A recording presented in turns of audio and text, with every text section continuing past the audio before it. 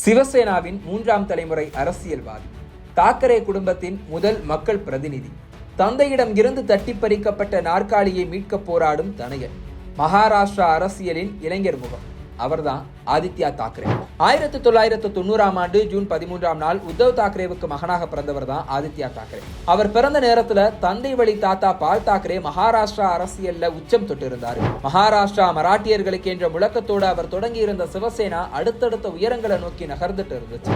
1985ஆம் ஆண்டு மும்பை மாநகராட்சியை கைப்பற்றியது. 1989ஆம் ஆண்டு சட்டமன்ற தேர்தலில் எதிர்கட்சி அந்தஸ்து பெற்றதுன்னு சிவசேனாவோட வளர்ச்சி ஆகா ஓகோன்னு இருந்த நேரத்துல தான் பான் வித் சில்வர் ஸ்பூனாக பிறந்தாரு ஆதித்யா தாக்கரே. அவரோட டீனேஜ் முழுவதும் மும்பையை மையப்படுத்தினதா தான் இருந்தது. ஆமீர் கான், ரித்திக் ரோஷன், அபிஷேக் பச்சன், ரன்பீர் கபூர் டாப் செலிபிரிட்டிஸ் படித்த அதே பாம்பே ஸ்காட்டிஷ் ஸ்கூல்ல தான் ஆதித்யா தாக்கரேவும் படிச்சாரு. பள்ளி படிப்பை முடிச்சுட்டு தெற்கு மும்பையில இருந்த செயின்ட் சேவியர் கல்லூரியில இளங்கலை வரலாறு படிச்சாரு. சட்டப்படிப்பின் மீதும் ஆர்வம் இருந்த காரணத்தால இளங்கலை முடிச்சுட்டு மும்பை கேசி சட்ட கல்லூரியில சட்டத்திலையும் பட்டம் வாங்கினாரு. தாத்தாக்கு கார்ட்டூன், அப்பாக்கு போட்டோகிராஃபி மாதிரி ஆதித்யா தாக்கரேவோட ஆர்வம் என்னவோ எழுத்து மேலதான் இருந்தது. 2007ஆம் ஆண்டு தன்னுடைய 17வது வயதுல my thoughts in white and பிளாக்னு தன்னுடைய முதல் கவிதை நூலை வெளியிட்டாரு ஆதித்யா. ரைட்டிங்ல ஒரு கை பார்த்தாச்சு, அடுத்த மியூசிக்லையும் ஒரு ரவுண்டு வருவோம்னு தானே எழுதி இசையமைத்த 8 பாடல்கள் அடங்கிய உம்மித் ஆல்பமை வெளியிட்டாரு. இப்படி அரசியலுக்கு கொஞ்சமும் சம்பந்தம் இல்லாம தன்னோட பேஷனை நோக்கி பயணிச்சுட்டு இருந்தாரு ஆதித்யா. ஆனா தாக்கரே ரத்தத்திலேயே அரசியல் கலந்துட்டதால ஆதித்யா மட்டும் அதுக்கு விதிவிலக்காக முடியுமா என்ன? ஆதித்யாவுக்கு நினைவு தெரிஞ்ச வயசுல இருந்தே தாத்தாவுடைய அரசியல் மேடைகள்லையும் நிகழ்ச்சிகள்லையும் பொதுக்கூட்டங்கள்லையும் தவறாம பங்கேற்றதால அரசியலுக்கு சுலபமா அடாப்ட் ஆனாரு. அது மட்டும் இல்லாம அந்த நேரத்துல ஆதித்யாவுடைய அரசியல் வருகை சிவசேனா கட்சிக்கும் தேவையா இருந்தது. காரணம் ராஜ் தாக்கரே. 2000 ஆண்டு காலகட்டங்கள்ல சிவசேனாவுடைய இளைஞர் முகமா கட்சியில இருந்தவர் ராஜ் தாக்கரே. அடுத்த சிவசேனா தலைவர் தான் மனக்கோட்டை கட்டிக்கிட்டு இருந்தவர் உத்தவ் தாக்கரே வருகையால உடைஞ்சு போயிட்டார். இனியும் பால் தாக்கரேயை நம்பி பிரயோஜனம் இல்லைன்னு சிவசேனாவுக்கு போட்டியா நவநிர்மாண் சேனான்னு தனி கட்சியும் தொடங்கினார்.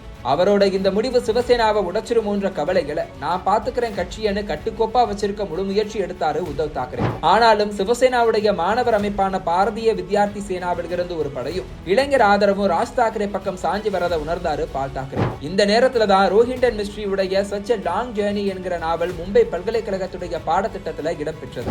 ஆனா அந்த பாட புத்தகத்துல மகாராஷ்டிரா மக்களை அவமதிக்கிற வகையில சில குறிப்புகள் இருக்கிறதா கொந்தளிச்சாங்க ஆதித்யாவும் சிவசேனாவும். பல்கலைக்கழக வாசல்லையே வச்சு அந்த புத்தகத்தோட காப்பீஸை எரிச்சு போராட்டம் பண்ணாரு ஆதித்யா. ஆஹா, தன்னை போலவே அக்ரசிவ் அரசியல் செய்யறானே பேரன்னு ஆனந்தப்பட்டாரு பால் தாக்கரே.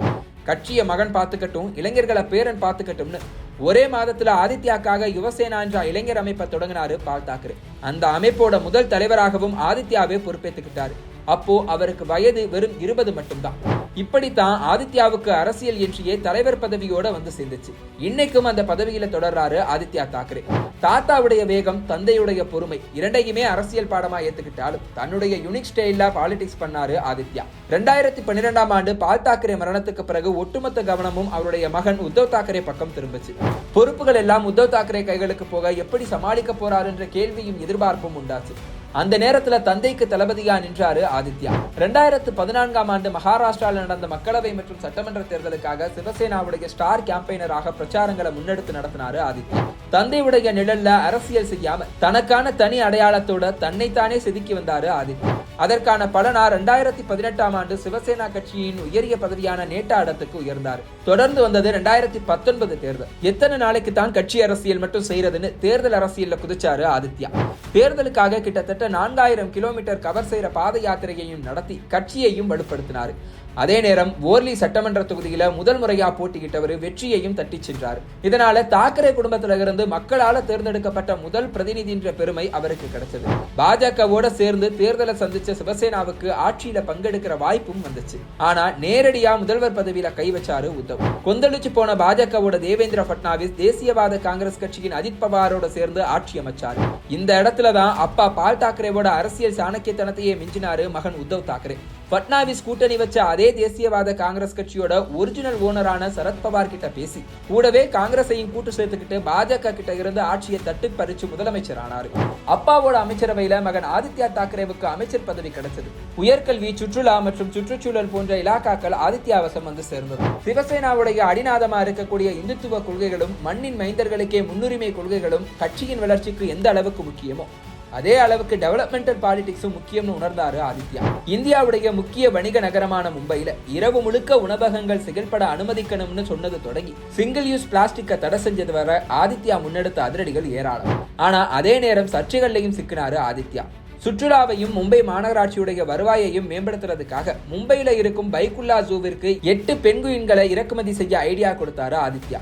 இந்த இனிஷியேட்டிவை பல விலங்கு நல நிபுணர்கள் எதிர்த்தாலும் செஞ்சே தீருவேன்னு இறக்குமதி பண்ணாரு ஆதித்யா. ஆனா ஒரு பெண்குயின் இறந்து போக ஆதித்யாவுக்கு எதிரான விமர்சனங்கள் எழத் தொடங்குச்சு. இந்த சம்பவத்துக்கு பிறகுதான் பேபி பெண்குயின்ற பட்டப்பெயரும் ஆதித்யாவுக்கு வந்து சேர்ந்துச்சு. அமைச்சரவையில இருந்த வரைக்கும் நிழல் முதலமைச்சராக இருந்து உத்தவ் தாக்கரேவை கட்சிக்காரங்களே சந்திக்க முடியாத அளவுக்கு இரும்பு வளையம் போட்டு வச்சிருந்ததா விமர்சனங்களும் இருந்தது. காலம் காலமா வாரிசு அரசியலான இன்னொரு பக்கம் முணுமுணுப்புகளும் இருந்தது. இந்த நேரத்துலதான் சிவசேனா எம்எல்ஏக்களை கைக்குள்ள போட்டுக்கிட்டு உத்தவுக்கு ஷாக் கொடுத்தாரு ஷிண்டே. பால் தாக்கரேவுக்கு உத்தவ் ரத்த வாரிசா இருக்கலாம், ஆனா நான் தான் கொள்கை வாரிசுன்னு குக்கரிச்சாரு. கொந்தளிச்சு போன ஆதித்யா அப்பாவுக்கு திரும்ப சிஎம் சீட்டை வாங்கி கொடுக்கிற சபதத்தோட சட்டப்பேரவை தேர்தலில் களமாடிட்டு இருக்காரு. இதனாலதான் மகாவிகாஸ் அகாடி கூட்டணியில முதலமைச்சர் முகமே இல்லைனாலும் என் அப்பா தான் அதுக்கு தகுதியானவர்னு கிடைச்ச வாய்ப்புகள்ல எல்லாம் சிந்து பாடுறாரு ஆதித்யா. ஆனா ராஜ் தாக்கரேவும் ஷிண்டேவும் சேர்ந்து ஆதித்யாவோட அரசியலுக்கே முற்றுப்புள்ளி வைக்க முயற்சி செய்துட்டு வர்றாங்க. மகாவிகாஸ் அகாடியோட சேர்ந்து ஆதித்யாவோட வெற்றிக்கும் முடிவு கட்டினாதான் தங்களோட அரசியல் எதிர்காலம் எதிர்பார்த்த மாதிரி பிரகாசமா இருக்கும்ன்றது அவங்களோட கனவு. அந்த கனவை சிதறடிச்சு ஆதித்யா தன்னோட வின்னிங் ஸ்ட்ரீக்கை தொடர்வாரா, தட்டி பறிக்கப்பட்ட சிஎம் சீட்டை தந்தைக்கு பெற்றுக் கொடுப்பாரா என்பதுதான் மகாராஷ்டிரா அரசியல் களத்தோட $1 மில்லியன் கேள்விகள்.